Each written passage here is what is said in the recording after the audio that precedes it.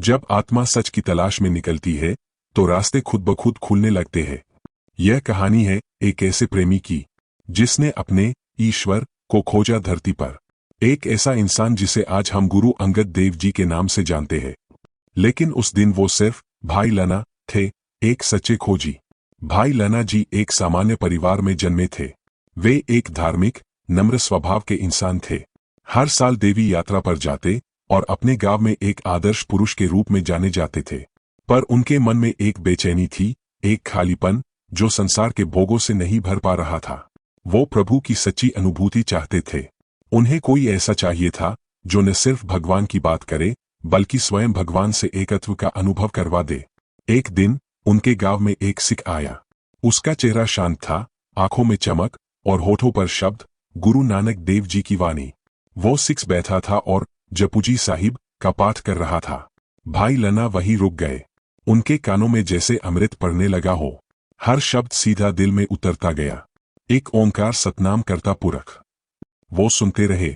न भूख लगी न प्यास महसूस हुई। लना बोले, भाई ये किसकी वाणी है? किस संत ने इतने पवित्र शब्द कहे हैं? मेरा जीवन तो बदल गया सुनते ही। सिख मुस्कराया और बोला, ये वाणी गुरु नानक देव जी की है। वो करतारपुर में रहते हैं। बस वही क्षण था, लना का जीवन बदल गया। अब वो कोई देवी यात्रा पर नहीं जा रहे थे।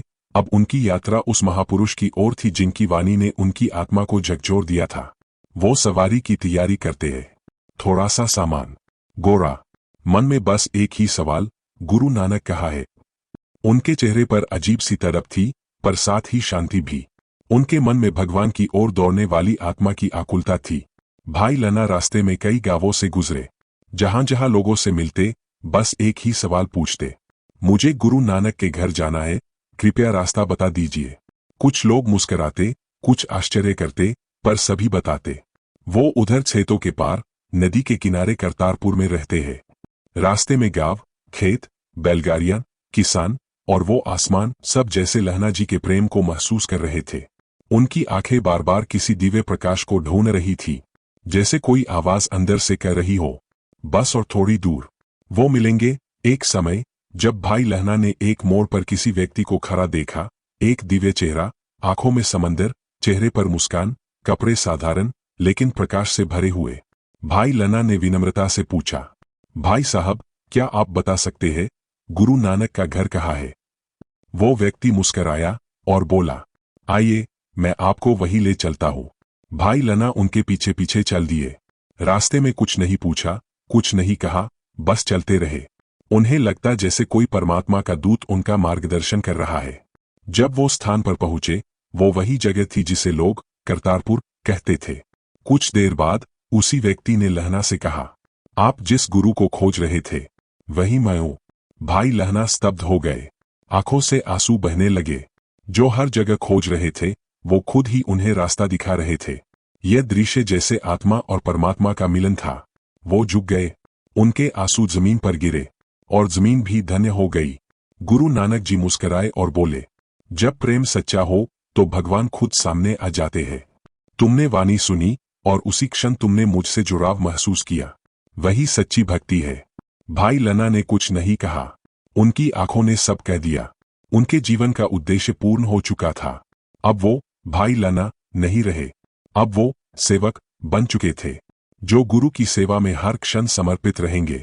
समय बीतता गया। भाई लहना ने हर दिन गुरु नानक की सेवा की, खेतों में, संगत में, लंगर में। गुरु नानक ने देखा, यह वही आत्मा है जो सच्चे अर्थों में शिष्य कहलाने योग्य है। और अंत में गुरु नानक ने उन्हें गुरु अंगद का नाम देकर गुरु गद्दी सौंप दी। कभी कभी एक वाणी, एक शब्द, एक अनुभव जीवन की दिशा ही नहीं, आत्मा की पहचान बदल देता है। भाई लहना ने गुरु को ढूंढा, लेकिन वास्तव में उन्होंने अपने भीतर के ईश्वर को पाया। अगर आपकी आत्मा सच्चे प्रेम और भक्ति से भरी हो तो भगवान को खोजने की जरूरत नहीं, वो खुद रास्ता बनाकर आपके सामने आ खड़े होंगे। ठीक वैसे ही जैसे गुरु नानक ने किया भाई लहना के लिए।